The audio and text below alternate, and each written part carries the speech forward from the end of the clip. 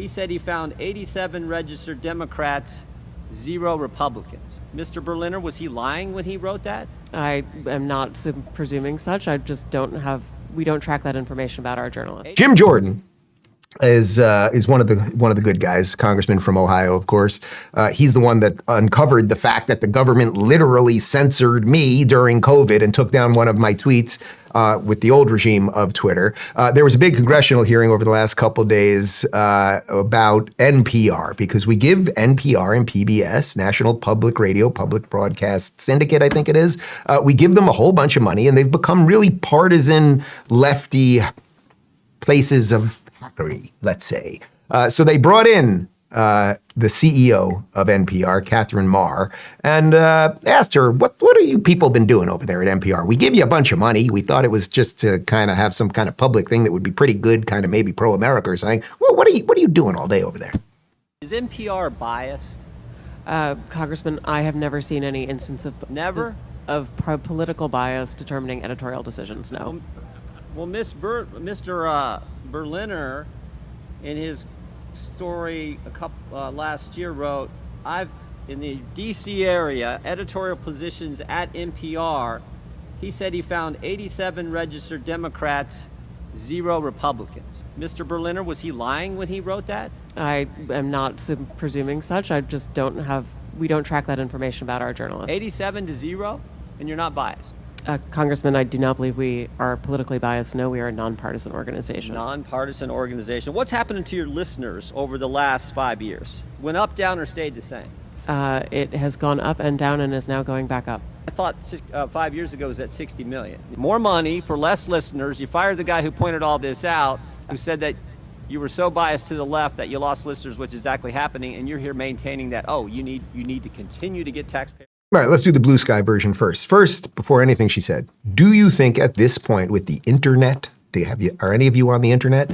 Do you have a phone in your pocket? There's all sorts of ways of getting information. Do you think that it is the government's job to take your money and then give it to places like NPR and PBS so we have public radio? Putting aside the political part, do you think that in 2025 that is a necessity? Of course it is not. Of course. If you defunded PBS and you closed Sesame Street and Oscar the Grouch had to live in a garbage can, it would be okay. I used that joke on Gutfeld. I got the same reaction. You get it because he already lives in a garbage can? I thought it was funny.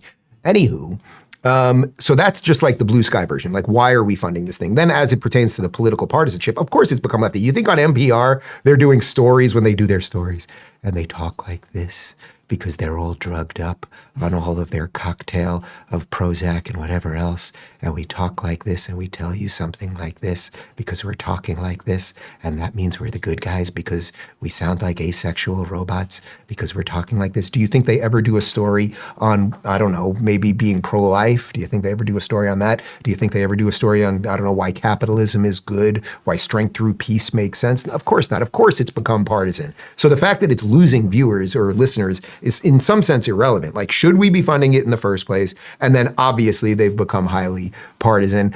Here now, Katherine Maher admits that they did fail to cover some stories. And do you think that maybe it had something to do with political partisanship? First of all, I do want to say that NPR acknowledges that we were mistaken in failing to cover the Hunter Biden laptop story more aggressively and sooner.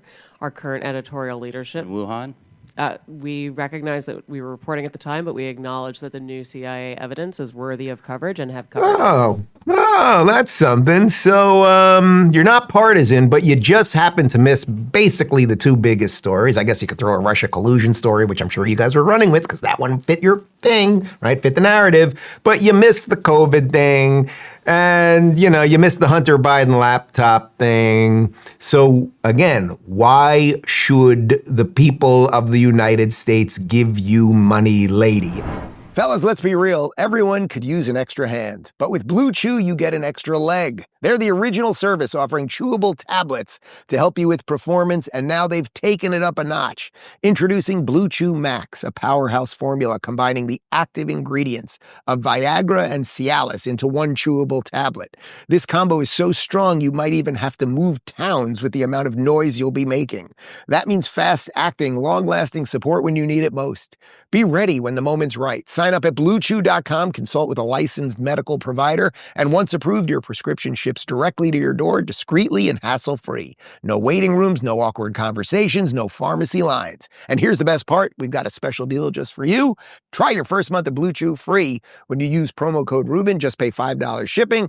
So if you've been looking to step up your game, head on over to BlueChew.com and use promo code Rubin to get started. More confidence, better moments, delivered straight to you. For more details and important safety information, visit BlueChew.com.